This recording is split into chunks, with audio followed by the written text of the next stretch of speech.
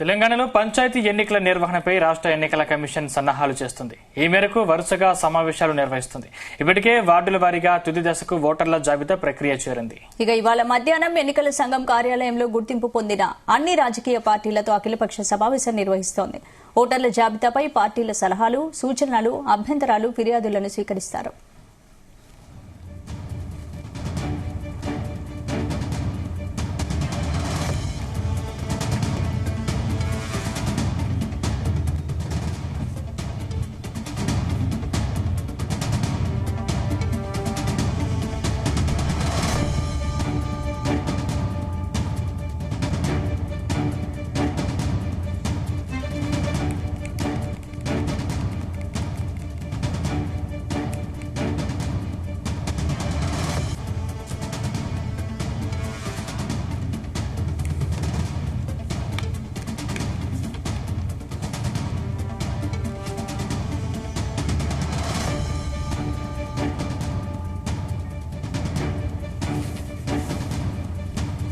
తెలంగాణలో పంచాయతీ ఎన్నికల నిర్వహణపై రాష్ట్ర ఎన్నికల కమిషన్ సన్నాహాలు చేస్తుంది.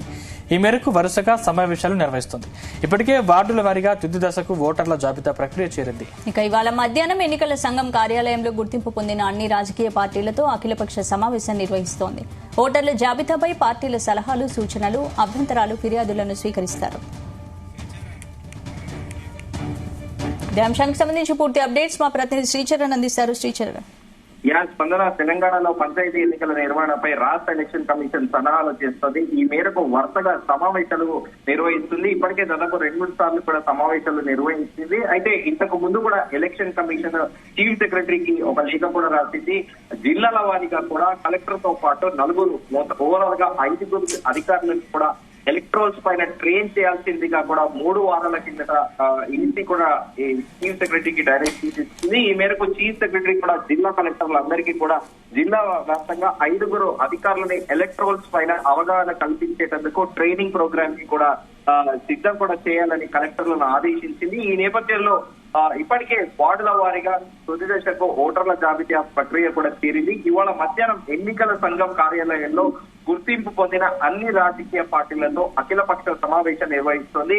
ఓటర్ల జాబితాలపై పార్టీల సలహాలు, సూచనలు, అభ్యంతరాలు, ఫిర్యాదులను స్వీకరిస్తారు. అయితే స్థానిక పంచాయతీ ఎన్నికలతో పాటు సేమ్ టైం గ్రామ పంచాయతీ ఎన్నికలతో పాటు మున్సిపల్ అలాగే జెడ్పీటీసీ, ఎంపీటీసీ ఎన్నికలు కూడా రాబోతున్నాయి.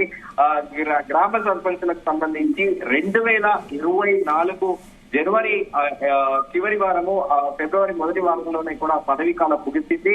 సో అయితే అప్పటి నుంచి కూడా మనం చూస్తున్నాము సార్వత్రిక ఎన్నికల నోటిఫికేషన్ వచ్చింది. అనంతరం కూడా ప్రభుత్వం కూడా పూర్తి స్థాయిలో అడ్మినిస్ట్రేషన్ పైనే ఫోకస్ పెట్టింది. ఈ నేపథ్యంలో చీఫ్ ఎలక్షన్ కమిషనర్ గా ఉన్న వికాస్ రాజ్ ఐఏఎస్ కూడా ప్రస్తుత ప్రభుత్వానికి బదిలీ అయ్యారు. ఆయన బదిలీ అయిన నేపథ్యంలో ఆయన స్థానంలో వేరే కమిషనర్ కూడా వచ్చిన విషయం తెలిసింది. దీనిపైన ఇప్పుడు ఎలక్షన్ కమిషన్ కూడా కసరత్తు చేస్తుంది. ప్రభుత్వం కూడా దీనిపైన పూర్తి స్థాయిలో ఎక్సైజ్ చేస్తుంది. ఇప్పటికే ప్రభుత్వం ఇచ్చిన 6 గ్యారెంటీల అమలుతో పాటు అట్ ది సేమ్ టైం రైతు రుణమాఫీ పైన కూడా పెద్ద ఎత్తున ప్రజల్లో తీసుకెళ్లాలనే ఉద్దేశంతో పాటు ఈ స్థానిక సంస్థల ఎలక్షన్స్ ని కూడా ప్రభుత్వం చాలా ప్రతిష్టాత్మకంగా తీసుకుంది.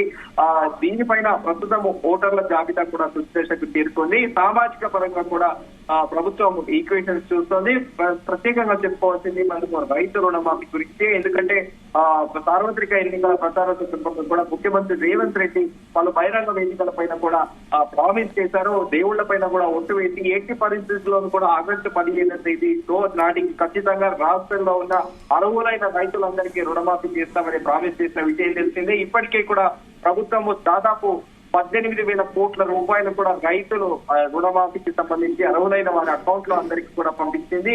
దాని మీద కూడా కాస్త ప్రతిపక్షాలు కన్సర్న్ రైజ్ చేసినప్పటికీ కాస్త వివాదాస్పదంగా మారినప్పటికీ దానికి ప్రభుత్వం కూడా వివరణ ఇచ్చింది. రైతు రుణమాఫీకి సంబంధించి టెక్నికల్ గా కొన్ని ఇష్యూస్ వలన మొదట 22,000 కోట్లు బ్యాంక్ బెనిఫిషియరీ అకౌంట్ లో బ్యాంక్ ఖాతాలో ఇస్తే అవి తిరిగి కూడా అకౌంట్ లోకి వచ్చాయి.